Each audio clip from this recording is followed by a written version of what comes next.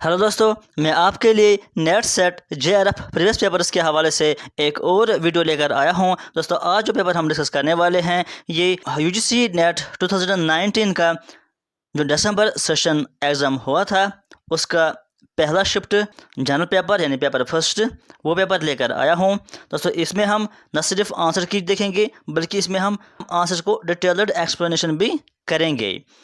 तो दोस्तों, वीडियो शुरू करने से पहले आपको मैं बताऊं कि अभी तक हमने बहुत सारे net set previous paper discuss किए हैं और उसके अलावा बहुत सारे इंपॉर्टेंट एमसीक्यूज भी डिस्कस किए हैं। वो सारे आपको मिल जाएंगे प्ले लिस्ट में आप जाइए, वहाँ पर आपको नेट सेट प्रीवियस पेपर्स के नाम का लिस्ट मिलेगा। उसमें आपको सारे पेपर्स और एमसीक्यूज मिल जाएंगे। उसके अलावा अगर आप टॉपिक्स पर वीडियो देखना चाहते हैं तो वो आपको प्ले लिस्ट में मिल जाएंगे। वहाँ पर JK SET L SET NTA NET के नाम का लिस्ट है, उसमें आपको हर एक टॉपिक पर वीडियो मिल जाएगा। तो चलिए हम शुरू करते हैं आज का वीडियो। यहाँ पर हम चलते हैं क्वेश्चन नंबर 1 पर। Classroom interactions are influenced largely by, इसका आंसर है ए पार्ट स्टूडेंट्स कमिटमेंट, यानी स्टूडेंट्स की कमिटमेंट की वजह से ही क्लासरूम इंटरएक्शन सक्सेसफुल होता है। उसके बाद जो क्वेश्चन नंबर 2 है, A 50-year-old man has a son whose age is 2/5 of his age. After how many years the ratio of the age of the man to his son will be 5/3? एक man की जो as है इस time उसकी as 50 years है, लेकिन जो उसका सन है उसकी एज 2/5 ऑफ हिज एज है। तो आपको बताना है कि कितने साल के बाद जो मैन है और उसके जो सन है उसकी एज का जो रेशो है वो बन जाएगा 5/3। देखो, इस क्वेश्चन को कैसे सॉल्व करेंगे हम, बहुत ही सिंपल क्वेश्चन है, उतना ज़्यादा टफ कैलकुलेशन इसमें नहीं है। क्वेश्चन कहता है कि जो सन है, यहाँ पर आप देख लीजिए, सन की एज 2/5 ऑफ हिज फादर है। 2/5 ऑफ हिज फादर का मतलब है कि 2/5 को मल्टीप्लाई करना है फादर की एज अगर 50 है तो इसका जो कैलकुलेशन आएगा इसका मतलब यह है कि उसकी एज 20 है। यानी अगर इस टाइम फादर की एज 50 है तो सन की एज क्या है, एक्चुअली 20। लेकिन इसने क्या कहा, इसने कहा कि 2/5। इसने ये सिर्फ आपको कन्फ्यूजन करने के लिए और आपको डराने के लिए ऐसा लिखा है। तो अब इतना तो क्वेश्चन हमें समझ में आ गया है, लेकिन क्वेश्चन एक्चुअली में कहता है कि कितने साल के बाद उनकी एज का जो रेशो है वो 5:3 बन जाएगा। अब इसको कैसे करेंगे हम, यहाँ पर जो इसने कहा कि कितने साल के बाद, हम इसको मान के चलते हैं कि एक्स ईयर के बाद उनकी एज का रेशो ये बन जाएगा। एक्स ईयर का मतलब है कि हमें दोनों में एक्स ईयर्स ऐड करने हैं, यानी जो फादर है उसकी एज है 50, उसमें भी हम एक्स ईयर्स ऐड कर देंगे और फिर डिवाइड करना है, क्योंकि हमको एज का रेशो निकालना है। डिवाइड करेंगे हम जो सन की एज है और उसको भी हम एक्स ईयर्स ऐड कर देंगे। तो क्वेश्चन के मुताबिक उनका रेशो क्या बन जाएगा, उस टाइम 5/3 होना चाहिए। अब आपको इसी इक्वेशन को सॉल्व करना है। इस इक्वेशन को सॉल्व करने के बाद आपका आंसर सिंपली आ जाएगा। जब इसको मल्टीप्लाई करेंगे आप यहाँ से और इसको आप मल्टीप्लाई करेंगे इस साइड से, तो इसको जब मल्टीप्लाई करेंगे तो ये कितना बन जाता है, ये बन जाएगा 150 प्लस ये बन जाएगा 3 times x is equal to बीच में रहेगा जो यहाँ पर है। तो 5 से इन दोनों को मल्टीप्लाई करेंगे तो वो कितना आ जाएगा, वो यहाँ पर बन जाएगा 100 प्लस बन जाएगा 5x। उसके बाद इतना ही आपको सॉल्व कर देना है, यानी ये 3x को हम यहाँ ले जाएंगे 5x के पास, और जो ये 100 है इसको हम यहाँ ले जाएंगे। जब 150 में से 100 कम कर देंगे हम, वहाँ पर बचेगा 50 इक्वल टू बीच में रहेगा। जब ये 3x हम यहाँ पर शिफ्ट करेंगे, 5x में से 3x कम करेंगे तो वहाँ पर बचेगा 2x। अब हमें x का वैल्यू निकालना है, यानी कितने साल के बाद, तो कितने साल के बाद यानी x ईयर्स, तो ये 2 जो है ये यहाँ पर डिवाइड हो जाएगा इस तरफ से, यानी हमको 2 से डिवाइड करना है 50 को। जब 2 से डिवाइड करेंगे 50 को तो आंसर आता है 25। 2 25 50। इसका मतलब क्या हुआ, x का वैल्यू हमारे पास क्या आ गया 25, यानी ये ईयर्स है। इसका मतलब कि 25 ईयर्स के बाद उन दो की एज जो है उसका रेशो बन जाएगा 5/3। उसके बाद चलेंगे हम नेक्स्ट क्वेश्चन पर। क्वेश्चन नंबर 3 क्या कहता है, in this hospital some nurses don't wear white dress, some doctors have private practice and medicines prescribed are of high cost. Therefore, treatment in this hospital is of poor quality. What fallacy does this argument make? यहाँ पर आपको बताना है कि यहाँ पर कौन सी fallacy की गई है इन आर्गुमेंट से। दोस्तों, इस fallacy पर मैंने बहुत एक्सप्लेन करके एक वीडियो बनाया है। आप प्लेलिस्ट में जाइए, वहाँ पर आप JK set LSAT anti NET के नाम का लिस्ट देखिए और वहाँ पर आप सर्च कीजिए टॉपिक फालसी, तो वहाँ पर आपको बहुत ही अच्छे से समझ में आ जाएगा। अगर आपने अभी तक ये फालसी नहीं पढ़ा है तो यहाँ पर हम इसको देखेंगे कि इसका क्या आंसर आएगा। इसका आंसर है बी पार्ट, स्लिपरी स्लोप। अब स्लिपरी स्लोप क्या होता है? स्लिपरी स्लोप फालसी वो फालसी होती है कि जहाँ पर आप एक चीज़ को देखकर दूसरे चीज़ के बारे में प्रोडक्ट करते हो और उसको लेकर फिर तीसरे चीज़ के बारे में बताते हो और इस तरह से आप चलते रहते हो और आप एक ऐसा कंक्लूजन देते हो जो कि एक्चुअली ट्रू नहीं है, बल्कि आप सिर्फ उसको बढ़ा के, यानी एक छोटी सी बात को आप बढ़ा के पेश करते हो और एक कंक्लूजन देते हो जो कि एक्चुअली में साबित नहीं होता है एक छोटी सी चीज़ की वजह से। इसका दूसरा नाम भी है, इसको हम कहते हैं एब्सर्ड एक्सट्रापोलेशन, या इसको हम कैमल्स नोज भी कहते हैं, या इसको हम डोमिनो फालसी भी कहते हैं। यहाँ पर आपने देखा कि इसने कहा था in hospital some nurses do not wear dresses. Actually इसने क्या देखा था, कुछ नर्सेज जो हैं उन्होंने वाइट ड्रेस नहीं पहना था। तो इसने कहा अगर उन्होंने वाइट ड्रेस नहीं पहना है, इसका मतलब है कि जो डॉक्टर्स हैं वो कुछ प्राइवेट प्रैक्टिस भी करते हैं और वो हाई कॉस्ट दवा भी लिखते हैं डॉक्टर्स, और इसका मतलब यह है कि जो ट्रीटमेंट है इस हॉस्पिटल का वो बहुत ही पुअर है। सिर्फ वाइट ड्रेस न देखने की वजह से इसने बहुत सारे गेस किए हैं जो कि ट्रू नहीं है एक्चुअली में। तो इसको हम कहते हैं स्लिपरी स्लोप फालसी। इसके बाद हम चलेंगे नेक्स्ट क्वेश्चन पर, जो कि क्वेश्चन नंबर 4 है। Which of the following is true with reference to अनुपलब्धि as a means of knowledge. जो आपने पढ़े होंगे कि 6 टाइप के जो प्रमाणास होते हैं उसमें एक टाइप है अनुपलब्धि। ये जो अनुपलब्धि मीन्स ऑफ नॉलेज हैं, यहाँ ऑप्शंस में से कौन ट्रू है उसके रिगार्डिंग। तो ऑप्शन आप यहाँ पर 4 देख लीजिए और इनको आप रीड कीजिए। इसका जो आंसर है, इसका आंसर ए पार्ट है, यानी ए पार्ट ट्रू है। I do not cognize the pot on the table therefore it is absent there, यानी ये कहता है कि मैंने वो पॉट टेबल पर नहीं देखा है, इसलिए मैं कहता हूँ कि वो वहाँ पर है ही नहीं। अनुपलब्धि मीन्स ऑफ नॉलेज हम उस चीज़ को कहते हैं कि जब हम कहीं पर कोई चीज़ नहीं देखते हैं तो हम कहते हैं कि पर ये चीज़ प्रेजेंट नहीं है क्योंकि हमने ये नहीं देखा है।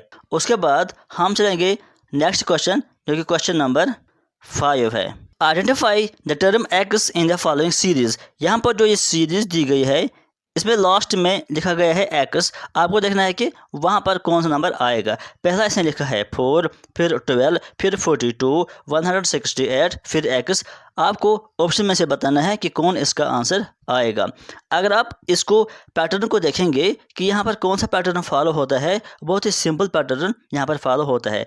पहला इसने लिखा है यहाँ पर 4, उसके बाद उसने लिखा है 12, उसके बाद लिखा है 42 और फिर लिखा है 168, उसके बाद लिखा है एक्स। पहले अगर आप देखेंगे कि 4 से जब हम 12 पर गए हैं तो कौन सा इसका पैटर्न यूज़ हो गया है। तो जब आप 4 को 3 मल्टीप्लाई करेंगे तो वो बन जाएगा 12, इतना तो सिंपल है। लेकिन अगर हम 12 को 3 मल्टीप्लाई करेंगे तो वो बन जाएगा 36, लेकिन यहाँ पर 42 है। तो यहाँ पर एक्चुअली में क्या मल्टीप्लाई किया गया है, यहाँ पर मल्टीप्लाई किया गया है 3.5, या इसको हम कहेंगे ये कि 7/2 इसको मल्टीप्लाई किया गया है, यानी 3 को हम लिख सकते हैं 6/2 और फिर 7/2। उसके बाद जो आपको जाना है 42 से 168 पर, जब आप 42 से 168 पर जाएंगे तो वहाँ पर आप क्या मल्टीप्लाई करेंगे, पहले हमने 3 मल्टीप्लाई किया, उसके बाद 3.5, यानी आधा हमें इंक्रीज करना है। 3 पॉइंट के बाद 4 आता है। अगर आप 42 को 4 मल्टीप्लाई करेंगे 42 को जब हम 4 मल्टीप्लाई करेंगे तो आंसर बन जाता है 168। तो जब 168, तो इतना तो हमको पता चल गया कि पैटर्न क्या यहाँ पर यूज़ हो रहा है। पहले 3 था, उसके बाद 3.5 था, उसके बाद 4, अब 4.5 होगा। यानी जो हमारे पास टर्म है अब 168, इसको हम जब मल्टीप्लाई करेंगे 4.5 या 4.5 9/2 भी होता है। तो जब आप इसको मल्टीप्लाई करेंगे तो आंसर क्या बन जाएगा, 756 बनेगा, यानी जो पार्ट नंबर सी है। उसके बाद नेक्स्ट क्वेश्चन पर चलेंगे। Question number 6, which one of the following is the characteristic feature of an argument. जो आर्गुमेंट है उसका कौन सा कैरेक्टरिस्टिक फीचर है इन 4 में से। दोस्तों इस आर्गुमेंट पर भी पहले ही मैंने वीडियो बनाया है, वो आप प्लेलिस्ट में जाकर देख लीजिए, आपको वहाँ पर वो मिल जाएगा। तो इसका आंसर है a part, it is either valid और इनवैलिड। यानी जो भी आर्गुमेंट होता है वो या तो वैलिड होता है और या तो इनवैलिड होता है। उसके बाद चलेंगे क्वेश्चन नंबर 7 पर। In which of the following steps of research the scope for creativity and imagination is utmost। यानी कौन सा स्टेप ऐसा होता है रिसर्च में जहाँ पर क्रिएटिविटी और इमेजिनेशन का रोल बहुत ही अहम और बहुत ज़्यादा होता है। यहाँ पर जो 4 ऑप्शन दिए गए हैं, इसका जो आंसर है वो सी पार्ट है, यानी आइडेंटिफाइंग वेरिएबल एंड हाइपोथेसाइजिंग। यानी जब आप वेरिएबल्स को आइडेंटिफाई करते हो और उसको हाइपोथेसाइजिंग करते हो तो वहाँ पर आपको इमेजिनेशन और वहाँ पर आपको क्रिएटिविटी कम आती है। कैसे आती है, देखो जो भी रिसर्च होता है वहाँ पर एक्सट्रीनस वेरिएबल होते हैं। एक्सट्रीनस वेरिएबल क्या है ये मैंने पहले ही आपको डिस्कस किया है, जब हमने रिसर्च का यूनिट पढ़ा था वहाँ पर हमने टाइप्स ऑफ वेरिएबल्स भी डिस्कस किए थे और वहीं पर मैंने आपको ये बताया था कि एक्सट्रीनस वेरिएबल क्या होता है। फिर भी यहाँ पर मैं आपको बताऊँ कि रिसर्च में कुछ वेरिएबल्स ऐसे भी होते हैं जो हमारी स्टडी में नहीं होते हैं, लेकिन उनकी वजह से हमारा जो स्टडी होता है उसमें वेरिएशन आ सकता है, यानी उसका रिजल्ट चेंज हो सकता है अगर हमने उनको आइडेंटिफाई नहीं किया है, अगर हमने उनको कंट्रोल नहीं किया है। तो इन एक्सटर्नल वेरिएबल को कंट्रोल ज़रूरी करना होता है। इसके बारे में अगर आपको डिटेल्ड पढ़ना है तो आप प्लेलिस्ट में जाकर वो वीडियो देख लीजिए। तो यहाँ पर आपको सिर्फ इतना याद रखना है कि एक्सटर्नल वेरिएबल ऐसे वेरिएबल्स होते हैं जो कि डिपेंडेंट वेरिएबल और इंडिपेंडेंट वेरिएबल के अलावा कुछ और वेरिएबल्स होते हैं जिनको अगर कंट्रोल नहीं किया जाता है तो उनकी वजह से रिसर्च में जो रिजल्ट है उसमें चेंजेस आ सकती है और फिर वो पूरा रिसर्च खराब कर देते हैं। तो रिसर्चर को चाहिए कि इनको आइडेंटिफाई करे और इनको कंट्रोल भी करे। अब इनको आइडेंटिफाई करना या इनको कंट्रोल करना ये एक इम्पोर्टेंट काम होता है, हर किसी के बस के काम नहीं होता है। इसी के लिए एक इमेजिनेशन चाहिए और इसी के लिए एक क्रिएटिविटी चाहिए। जिस रिसर्चर के पास ये इमेजिनेशन होता है और क्रिएटिविटी होती है वही इन वेरिएबल्स को आइडेंटिफाई कर पाता है अच्छे से और फिर उनको अच्छे से कंट्रोल भी करता है और उसी का जो रिसर्च होता है उसका रिजल्ट बहुत ही क्लियर और बहुत ही वाज़िया होता है। तो इसलिए यहाँ पर जो भी ऑप्शंस हैं उनमें से सबसे बेहतरीन ऑप्शन यही पर है कि जहाँ पर एक रिसर्चर को इमेजिनेशन और क्रिएटिविटी की ज़रूरत होती है। अगर हम बाकी ऑप्शंस की बात करेंगे, जो ए पार्ट है identifying the research problem and denying, जो रिसर्च प्रॉब्लम है उसको आइडेंटिफाई करना, उसके लिए आपको इमेजिनेशन की ज़रूरत नहीं होती है, क्रिएटिविटी की ज़रूरत नहीं होती है। ये डिपेंड करता है कि एक रिसर्चर की जो इंटरेस्ट है वो किस फील्ड में है, वो किस तरह के टॉपिक्स पर इंटरेस्ट है, वो अपने हिसाब से अपने इंटरेस्ट के हिसाब से उस टॉपिक को देख लेता है, या कौन सी चीज़ें ट्रेंडिंग में चलती हैं तो वही चीज़ें वो अपने रिसर्च में चूज़ कर देता है। तो इसके लिए भी इमेजिनेशन की या क्रिएटिविटी की ज़रूरत नहीं पड़ती है।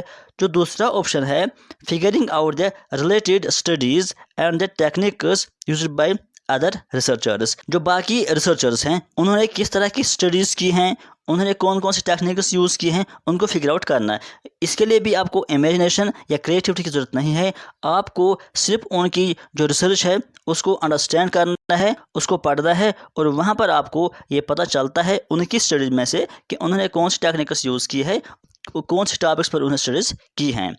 उसके बाद जो डी पार्ट है data analysis and presentation of results, यह एक स्टैटिस्टिकल टेक्निक है। इसके लिए आपको स्टैटिस्टिकल नॉलेज होनी चाहिए, यानी जिस रिसर्चर के पास स्टैटिस्टिकल नॉलेज अच्छे से होता है वो डाटा एनालिसिस अच्छे से करता है और उनको प्रेजेंट भी अच्छे से कर लेता है। इसके लिए आपको इमेजिनेशन या क्रिएटिविटी की ज़रूरत नहीं पड़ती। तो सिर्फ एक ही ऑप्शन बचता है सी पार्ट, कि जहाँ पर आपको इमेजिनेशन और क्रिएटिविटी की ज़रूरत पड़ती है, उसी की वजह से आप उन वेरिएबल्स को फाइंड आउट कर सकते हो।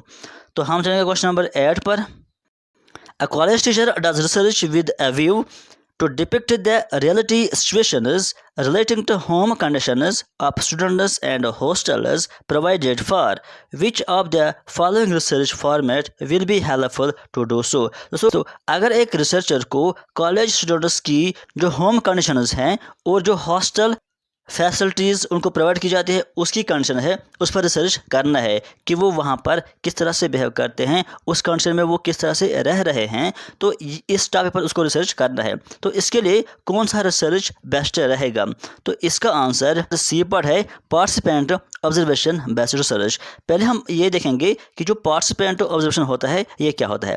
पार्टिसिपेंट ऑब्जर्वेशन वो ऑब्जर्वेशन होता है या वो रिसर्च होता है कि जिसमें रिसर्चर खुद भी उस ग्रुप में इन्वॉल्व होता है। एक तो वहाँ पर वो एक्टिविटी करता है जो बाकी वहाँ पर रेस्पोंडेंट्स होते हैं वो करते हैं, और दूसरा वो उनको ऑब्जर्व भी करता है, उनको देख भी लेता है कि वो किस तरह की एक्टिविटी करता है। तो यहाँ पर भी यही रिसर्च बेस्ट रहेगा, क्योंकि जो रिसर्चर है इसको देखना है कि जो स्टूडेंट्स हैं, कॉलेज स्टूडेंट्स हैं, वो किस तरह से अपनी होम कंडीशंस में बिहेव करते हैं, किस तरह से वहाँ पर पेश आते हैं। तो वो उनसे जाकर नहीं पूछ सकता है आप किस तरह का बिहेव करते हैं, आप किस तरह से अपनी लाइफ गुजारते हैं। वो उनको जब खुद देखेगा तब उसका रिजल्ट सही आएगा। किसी के पूछने से वो आंसर अपने हिसाब से देगा, यानी वो कुछ ऐसा आंसर भी दे सकता है जो कि एक्चुअल में नहीं करता है, लेकिन जब आप उसको खुद देखेंगे तब आपका सही रिजल्ट आ जाएगा। तो जब भी ऐसी कंडीशन होती है, ऐसा रिसर्च होता है कि जहाँ पर आपको किसी के बिहेवियर को देखना होता है, किसी की जो एक्टिविटीज़ है उनको देखना होता है, वो किस तरह की लाइफ गुजारते हैं उसको देखना होता है, तो वहाँ पर आपको एक तो ऑब्जर्व करना होता है खुद ही, और दूसरा आपको वहाँ पर खुद इन्वॉल्व हो जाना होता है, तभी आप उनको अच्छे से, उनकी कंडीशन को अच्छे से महसूस कर सकते हो। तो यहाँ पर भी यही कंडीशन है, इसलिए यहाँ पर भी यही ऑप्शन है कि पार्टिसिपेंट ऑब्जर्वेशन, यानी वो रिसर्चर खुद एक पार्टिसिपेंट बनेगा, उनके साथ मिलजुल कर वहाँ पर रहेगा और उनको ऑब्जर्व करेगा। अगर बाकी ऑप्शन भी यहाँ पर देखेंगे हम, एक्सपेरिमेंटल रिसर्च ऐसा रिसर्च होता है कि जहाँ पर हम एक्सपेरिमेंट करते हैं, चाहे हम लैब में एक्सपेरिमेंट करेंगे या किसी मेथड को, किसी टीचिंग प्रैक्टिस को एक्सपेरिमेंट करेंगे या किसी और चीज़ को एक्सपेरिमेंट करते हैं, लेकिन यहाँ पर किसी चीज़ को एक्सपेरिमेंट नहीं करना था, इससे यहाँ पर ये आंसर नहीं हो जाएगा। अगर हम देखेंगे दूसरा ऑप्शन, डेस्क्रिप्टिव रिसर्च वो होता है जब हम किसी चीज़ के बारे में डिस्क्राइब करते हैं, किसी चीज़ के बारे में एज इट इज़ बयान करते हैं। कहीं पर कोई चीज़ वाक़ा हो गई तो हम वो वाक़ा एज इट इज़ पेश करते हैं, तो उसको हम बोलते हैं डेस्क्रिप्टिव रिसर्च। वहाँ पर हम किसी भी चीज़ को मैनिपुलेट नहीं करते हैं। अगर हम देखेंगे डी पार्ट, एथनोग्राफिक रिसर्च ऐसा रिसर्च होता है कि जो बेस्ड होता है किसी भी ग्रुप या किसी भी सोसाइटी का, उनका कल्चर कैसा है, उनका रहन सहन कैसा है, उस पर जब हम रिसर्च करते हैं तो उसको हम कहते हैं एथनोग्राफिक रिसर्च। यहाँ पर ये किसी कल्चर या किसी सोसाइटी का रिसर्च नहीं था, ये कॉलेज स्टूडेंट्स का होम कंडीशंस में किस तरह से वो बिहेव करते हैं उसका रिसर्च था। तो यहाँ पर पार्टिसिपेंट ऑब्जर्वेशन ही बेस्ट रहेगा। उसके बाद जो क्वेश्चन नंबर 9 है, which of the following is an example of maximum performance test. कौन सा टेस्ट है जिसको हम कहते हैं मैक्सिमम परफॉर्मेंस टेस्ट? इसका आंसर सी पार्ट है, एप्टीट्यूड टेस्ट। यहाँ पर आपको एक चीज़ याद रखना है कि जो भी टेस्ट्स होते हैं, टेस्ट्स सिर्फ 2 टाइप के होते हैं, ये आप याद रखिए। अगर आपने पहले से ही पढ़ा है तो रिविजन के तौर पर आप इसको फिर से समझ लीजिए, और अगर आपने नहीं पढ़ा है तो आप इसको याद रखिए, आगे भी आपको ये काम आ जाएगा। टेस्ट्स जो भी होते हैं वो 2 टाइप के होते हैं। एक को हम कहते हैं मैक्सिमम परफॉर्मेंस टेस्ट, जो कि यहाँ पर ये एप्टीट्यूड टेस्ट उसी का टाइप था, मैक्सिमम परफॉर्मेंस टेस्ट। और दूसरा होता है जिसको हम कहते हैं टाइपिकल रेस्पॉन्स टेस्ट। अब जो ये है मैक्सिमम परफॉर्मेंस टेस्ट ये कौन से टाइप के टेस्ट होते हैं? ये ऐसे टाइप के टेस्ट होते हैं जहां पर आप किसी भी पर्सन की नॉलेज के बारे में टेस्ट करते हो, उसकी एबिलिटीज़ के बारे में टेस्ट करते हो कि उसकी लिमिट्स क्या है। किसी भी पर्सन की जो नॉलेज या एबिलिटीज़ है उन पर आप टेस्ट करते हो, तो उनको हम कहते हैं मैक्सिमम परफॉर्मेंस टेस्ट। इसमें बहुत सारे टाइप्स आते हैं। फिर एक आता है अचीवमेंट और एप्टीट्यूड टेस्ट। अगर आप किसी स्टूडेंट्स की, किसी पर्सन की अचीवमेंट पर टेस्ट करते हो, उसकी कितनी इम्प्रूवमेंट हो गई है, अगर आप कोई पर्टिकुलर मेथड यूज़ करते हो और आप देखते हो कि उसमें कितनी अचीवमेंट हो गई है उस तरीके से, या उसकी जो पहली नॉलेज थी अब उसकी नॉलेज कितनी है, उसमें कितनी अचीवमेंट हो गई है, तो वहाँ पर आप ये मैक्सिमम परफॉर्मेंस टेस्ट यूज़ करते हो। या अगर आपको एप्टीट्यूड देखना है, उसका कितना एप्टीट्यूड है, उसकी कितनी नॉलेज है, तो वहाँ पर आप मैक्सिमम परफॉर्मेंस टेस्ट यूज़ करते हो। या एक और टाइप है इसका स्पीड एंड पावर टेस्ट। अगर आप स्पीड देखना चाहते हो, स्पीड का मतलब है कितनी फास्ट क्वेश्चंस को सॉल्व करता है, कितने फास्ट वो रेस्पॉन्स देता है, तो वहाँ पर भी आप मैक्सिमम परफॉर्मेंस टेस्ट यूज़ करते हो। उसके बाद एक और है पावर टेस्ट। पावर टेस्ट का मतलब है कि आप देखते हो कि कितनी डिफ़िकल्टी लेवल के क्वेश्चंस वो सॉल्व कर लेता है, कितनी डिफ़िकल्टी क्वेश्चंस को वो आंसर कर पाता है, तो उसको हम कहते हैं पावर टेस्ट। तो यहाँ पर भी आपको मैक्सिमम परफॉर्मेंस टेस्ट ही यूज़ करना पड़ेगा।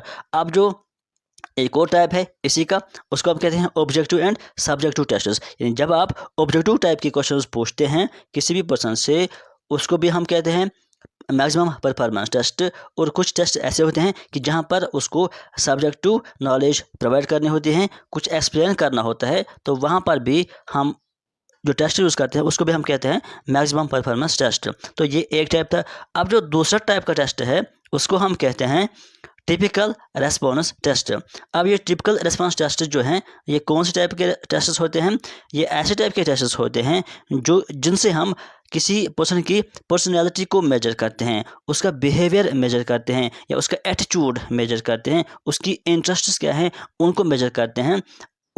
इस टाइप की जो टेस्ट्स होते हैं उन्हीं को हम कहते हैं टिपिकल रेस्पॉन्स टेस्ट। अब आपको ये समझ में आ ही गया होगा कि यहाँ पर जो क्वेश्चन में हमसे पूछा गया था ये इन टेस्ट में से कौन सा मैक्सिमम परफॉर्मेंस टेस्ट है। तो जब एप्टीट्यूड यानी किसी का एप्टीट्यूड जब हम देखेंगे तो ये तो मैक्सिमम परफॉर्मेंस टेस्ट हो गया। अब जो किसी की इंटरेस्ट है, इंटरेस्ट तो मैंने आपको बताया इंटरेस्ट क्या है, ये टिपिकल रेस्पॉन्स टेस्ट में आता है। एटीट्यूड जो है ये भी टिपिकल रेस्पॉन्स में आता है। और प्रोजेक्ट पर्सनालिटी टेस्ट, यानी पर्सनालिटी जब टेस्ट हम करते हैं तो वहाँ पर भी हम टिपिकल रेस्पॉन्स टेस्ट ही यूज़ करते हैं, उसी के ज़रिए से हम ये चेक करते हैं। तो सिर्फ एक ही टेस्ट बचता है एप्टीट्यूड टेस्ट, तो ये कौन सा है? Maximum performance test. उसके बाद हम चलेंगे क्वेश्चन नंबर 10 पर। The length of the side of a square, एक स्क्वायर है जिसका साइड है 5 सेंटीमीटर, इज़ इंक्रीज बाई 1%, यानी उसकी जो लेंथ है जो पहले 5 सेंटीमीटर था उसको 1% इंक्रीज किया गया है। By what percentage the area of the square increases. अब आपको बताना है कि एरिया कितने परसेंट इंक्रीज हो जाएगा। अगर एक स्क्वायर को हमने लेंथ में 1% इंक्रीज किया तो आप बता दीजिए कि जो उसका टोटल एरिया है उसमें इंक्रीज जो हो जाएगा वो कितने परसेंटेज इंक्रीज हो जाएगा। इस क्वेश्चन को कैसे सॉल्व करेंगे? बहुत ही सिंपल क्वेश्चन है। देखिए यहाँ पर कि किस तरह से इसको सॉल्व करेंगे। पहले आपको पता है कि जो स्क्वायर होता है उसका जो एरिया की फार्मूला होती है वो साइड स्क्वायर होता है। यहाँ पर अगर साइड 5 सेंटीमीटर है पहले, तो उसका जो एरिया है वो क्या हो जाएगा? वो हो जाएगा 5 स्क्वायर, यानी 25 सेंटीमीटर स्क्वायर। 25 उसका एरिया था एक्चुअल में। फिर जब हमने लेंथ में 1% इंक्रीज कर दिया, 1% जब हमने इंक्रीज कर दिया, जो न्यू साइड है तो वो कितना बन जाएगा? एक तो 5 था पहले ही, 5 को ऐड करना है 1%, 1% इसका 5 का 1%, 5 का 1% मतलब कि 5 × 1 डिवाइडेड बाई 100, ये होता है 1%। 5 को जब 1 मल्टीप्लाई करेंगे और डिवाइड बाई करेंगे 100, इसका मतलब है कि 5 का 1% यही होता है। अब जब ये हम सॉल्व करेंगे 5 × 1 5 ही होता है, डिवाइड बाई 100 करेंगे तो कितना आ जाएगा? 1/20 ये बन जाएगा। लेकिन 5 है ये कितना बन जाएगा टोटल 5.05, यानी पहले साइड था 5 सेंटीमीटर, अब साइड है 5.05 सेंटीमीटर। अब जो ये स्क्वायर है जिसका साइड है 5.05, इसका जब हम एरिया निकालेंगे, इसको भी साइड स्क्वायर करना है, तो जब हम इसको स्क्वायर करेंगे एरिया निकालने के लिए, तो वो कितना बन जाता है, वो आपको बन जाएगा 25.5025। ये आपका बन जाता है जब आप इसको स्क्वायर करते हैं। स्क्वायर का मतलब है जब आप इसको दो बार आपस में मल्टीप्लाई करते हो 5.05 इंटू 5.05, तो वो बन जाता है 25.5025। पहले एरिया सिर्फ इतना ही था 25, अब 25.5025, यानी इतना इंक्रीज हो गया एरिया में। लेकिन हमको बताना है कि ये कितना परसेंटेज है, इसको हमें परसेंटेज अब निकालना है। अब जो इंक्रीज हो गया है, आप कितना हो गया 0.5025, ये इंक्रीज हो गया। किसका इंक्रीज हो गया, यानी बेस क्या था, यानी पहले एरिया क्या था, वो था 25 से ही इंक्रीज हो गया। तो जिसको इंक्रीज होता है वो बेस होता है, यानी उसको नीचे रखना होता है डिवाइड में। अब ये परसेंटेज है तो इंटू 100 का है। अब जब हम इसको सॉल्व करेंगे तो ये कितना बन जाएगा, 25 से इसको डिवाइड करेंगे तो 4 बन जाता है, तो 4 टाइम्स जब हम इसको मल्टीप्लाई करेंगे तो वो बन जाता है 2, यानी 2% इंक्रीज हो जाएगा एरिया में। तो अब आप देख लीजिए ऑप्शन में कि 2% कहाँ पे है। 2% ये वाला ऑप्शन है बी पर, तो यही इसका सही आंसर हो जाएगा। उसके बाद चलेंगे क्वेश्चन नंबर 11 पर। Consider the following statements and choose the right option. यहाँ पर जो स्टेटमेंट्स है इनको आप कंसिडर कीजिए और फिर राइट ऑप्शन इनमें से आप चूज कीजिए। पहले आप इनको पढ़ लीजिए स्टेटमेंट्स को। Middle term should be distributed in at least one premise. B कहता है middle term should be present in the conclusion. Third कहता है both premises can be particular in a valid argument. और डी कहता है both premises can be negative in a valid argument. आपको बताना है कि कौन इनमें से सही है। तो इसका जो आंसर है वो सी पार्ट है। सी कहता है कि सिर्फ पहला वाला सही है, यानी middle term should be distributed in at least one premise. अब इसको हम डिटेल यहाँ पर समझने की कोशिश करेंगे। दोस्तों जो भी कैटेगोरिकल साइलोगिज्म होता है, ये साइलोगिज्म कैटेगोरिकल साइलोगिज्म, इस पर मैंने डिटेल्ड वीडियो बनाया है। आप प्ले लिस्ट में जाइए, वहाँ पर आपको अच्छे से समझ में आ जाएगा, बहुत डिटेल्ड है। लेकिन यहाँ पर भी हम कुछ इसमें और डिस्कस करेंगे जो यहाँ पर इम्पोर्टेंट है। कैटेगोरिकल साइलोगिज्म, इसमें आप याद रखिए कि इसमें 3 कैटेगोरिकल प्रपोजिशंस होते हैं। प्रपोजिशंस का मतलब जो स्टेटमेंट्स भी होते हैं। तो 3 तरह के इसमें प्रपोजिशंस या स्टेटमेंट्स होते हैं। उन 3 में से 2 जो हैं उनको हम प्रेमाइसिस बोलते हैं और एक को हम कंक्लूजन बोलते हैं। तो आप ये याद रख सकते हो कि 2 होते हैं प्रेमाइसिस और एक होता है कंक्लूजन, और टोटल ये कितने बन जाते हैं, 3 स्टेटमेंट्स या 3 प्रपोजिशन से बन जाते हैं। और इन 3 प्रपोजिशंस में 3 टर्म्स भी होती हैं, यानी 3 टर्म्स इन 3 प्रपोजिशंस में होती हैं जो कि 2 बार रिपीट होती हैं। हर एक टर्म 2 बार रिपीट होती है। और उसके अलावा आपको ये भी याद रखना है, इन कैटेगोरिकल प्रपोजिशंस में 4 रूल्स फॉलो डेफिनेटली होती हैं, और उन्हीं में एक रूल यहाँ पर भी क्वेश्चन आया था। इन 4 रूल को आप याद रखिए तो आप इस प्रपोजिशन पर कोई भी क्वेश्चन गलत नहीं कर पाएंगे। तो रूल नंबर 1 जो है वो क्या कहता है, इसको याद रखिए। रूल नंबर 1 कहता है कि जो मिडिल टर्म होता है, आप में से अगर किसी को ये पता नहीं कि मिडिल टर्म क्या होता है, तो आप प्लेलिस्ट में जाइए, वहाँ पर आप पहले वीडियो देख लीजिए इस साइलोगिज्म पर। उसके बाद आपको ये क्वेश्चन अच्छे से अंडरस्टैंड आएगा, वहीं पर आप समझ पाएंगे कि मिडिल टर्म क्या होता है। यहाँ पर हम उतना ज़्यादा डिटेल नहीं बढ़ेंगे, तो फिर तो हम क्वेश्चन सॉल्व नहीं कर पाएंगे ज़्यादा। यहाँ पर हम मेन चीज़ें आपको बताएंगे। पहला रूल कहता है कि जो मिडिल टर्म होता है, the middle term must be distributed in at least one premise, कि कम से कम एक प्रेमाइज में मिडिल टर्म डिस्ट्रीब्यूट होना ही चाहिए। रूल नंबर 2 कहता है any term that is distributed in the conclusion must be distributed in the premises. जो भी टर्म कंक्लूजन में डिस्ट्रीब्यूटेड होती है उसको प्रेमाइसेस में भी डिस्ट्रीब्यूट होना ज़रूरी चाहिए, तभी ये वैलिड हो सकता है। रूल नंबर 3 कहता है the number of negative premises must be equal to the number of negative conclusions. अगर कंक्लूजन नेगेटिव है तो डेफिनेटली प्रीमाइस भी नेगेटिव होना चाहिए। अगर कोई भी प्रीमाइस नेगेटिव नहीं है तो कंक्लूजन नेगेटिव नहीं हो सकता है। अगर कोई भी प्रीमाइस पॉजिटिव नहीं है तो कंक्लूजन पॉजिटिव नहीं हो सकता है। ये रूल नंबर 3 कहता है। और रूल नंबर 4 कहता है no particular conclusion can be drawn from exclusively universal premises. अगर यूनिवर्सल प्रीमाइस है तो उससे हम पर्टिकुलर कंक्लूजन नहीं निकाल सकते हैं। अब अगर आप में से किसी को यह भी पता नहीं है कि यूनिवर्सल कंक्लूजन या यूनिवर्सल प्रीमाइस, पर्टिकुलर प्रीमाइस क्या होता है, इसके भी आप वीडियो देख लीजिए। प्लेलिस्ट में सारे वीडियोस पड़े हैं, वहाँ पर आप ये समझ पाएंगे कि पर्टिकुलर प्रीमाइस क्या होता है और यूनिवर्सल प्रीमाइस क्या होता है। यहाँ पर हम उतना ज़्यादा डिस्कस नहीं करेंगे। तो यहाँ पर हमने मेन चीज़ आपको बताई कि 4 रूल्स फॉलो होते हैं। पहला rule, the middle term must be distributed in at least one premise, जो कि यहाँ पर क्वेश्चन भी था। क्वेश्चन में ए पार्ट जो था, middle term should be distributed in at least one premise, तो ये तो रूल पहला है, तो ये ज़रूरी फॉलो होना चाहिए। अब अगर हम दूसरा पार्ट भी देखेंगे, middle term should be present in the conclusion, ये गलत है।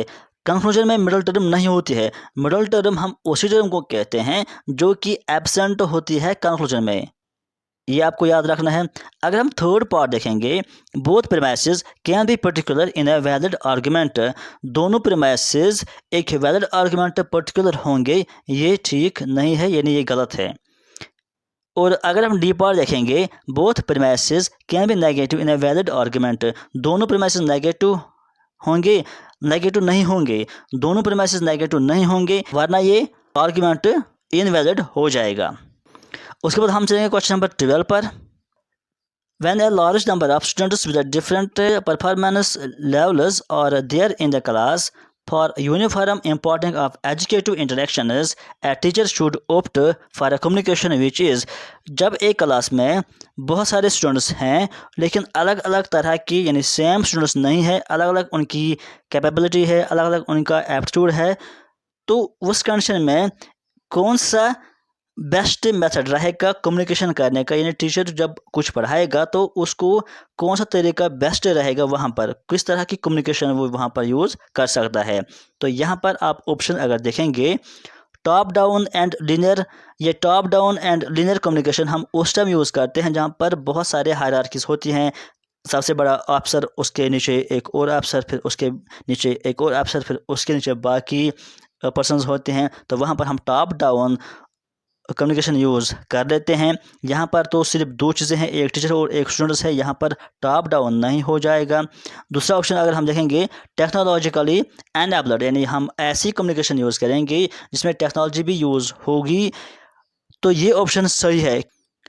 क्यों ये सही है? क्योंकि पहली बात तो ये है कि वहाँ पर बहुत सारे स्टूडेंट्स हैं। जब बहुत सारे स्टूडेंट्स हैं तो हर एक स्टूडेंट्स तक टीचर की कम्युनिकेशन नहीं पहुंचेगी जब तक कि वो टेक्नोलॉजिकल डिवाइसेस यूज़ नहीं करेगा। जब वो टेक्नोलॉजिकल डिवाइस यूज़ करेगा तभी तो उसकी जो कम्युनिकेशन है हर एक स्टूडेंट तक पहुंच पाएगी। चाहे वो फिर वहाँ पर टीवी स्क्रीन यूज़ करेगा, चाहे वो वहाँ पर माइक यूज़ करेगा, चाहे वो वहाँ पर कोई और टेक्नोलॉजिकल डिवाइस यूज़ करेगा, उसकी वजह से हर एक स्टूडेंट तक उसकी कम्युनिकेशन पहुँच पाएगी। और उसके अलावा हर एक स्टूडेंट्स को वो अच्छे से समझ में आ जाएगी उसी कम्युनिकेशन जब टेक्नोलॉजिकल एनेबल्ड डिवाइस यूज़ कर पाएगा। अगर हम बाकी ऑप्शन भी देखेंगे, C part, individual centric. Individual centric आपको पता ही होगा, ये हम तब यूज़ करते हैं जब क्लास में बहुत ही कम स्टूडेंट्स होते हैं, तभी इंडिविजुअल सेंट्रिक मेथड हम यूज़ कर पाएंगे।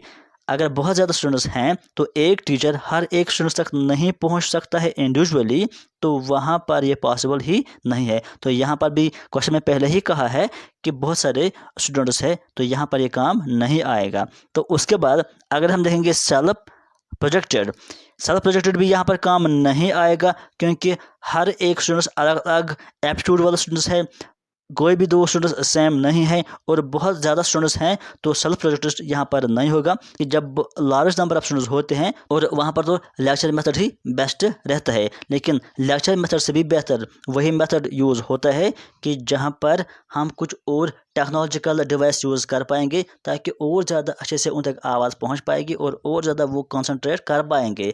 तो इसलिए सबसे बेस्ट ऑप्शन यहाँ पर यही है कि टेक्नोलॉजिकल एनेबल्ड डिवाइस। उसके बाद हम चलेंगे क्वेश्चन नंबर 13 पर।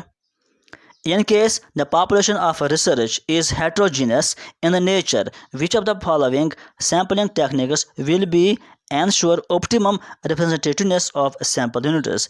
अगर किसी केस में पॉपुलेशन हेट्रोजीनियस है तो वहाँ पर हम कौन सी टाइप की सैम्पलिंग यूज़ कर पाएंगे या कौन सी टाइप की सैम्पलिंग वहाँ पर बेस्ट रहेगी। यहाँ पर स्ट्रेटिफाइड सैम्पलिंग बेस्ट रहेगी, क्योंकि स्ट्रेटिफाइड सैम्पलिंग का मतलब ये है कि जहाँ पर पॉपुलेशन हेट्रोजीनियस होती है तो उस हेट्रोजीनियस पॉपुलेशन को हम डिवाइड करते हैं और होमोजीनियस ग्रुप्स बना लेते हैं और फिर उन ग्रुप्स में से हम सैंपल उठा लेते हैं। तो यहाँ पर भी कहा गया है कि पॉपुलेशन हेट्रोजीनियस है तो कौन सी सैम्पलिंग बेस्ट रहेगी, तो यहाँ पर स्ट्रेटिफाइड रैंडम सैम्पलिंग बेस्ट रहेगी। अगर हम बात करेंगे सिंपल रैंडम सैंपल की, सिंपल रैंडम सैम्पलिंग हम वहाँ पर यूज़ करेंगे जहाँ पर पॉपुलेशन होमोजीनियस होगी, तो फिर हम वहाँ पर सैंपल चूज़ कर सकते हैं।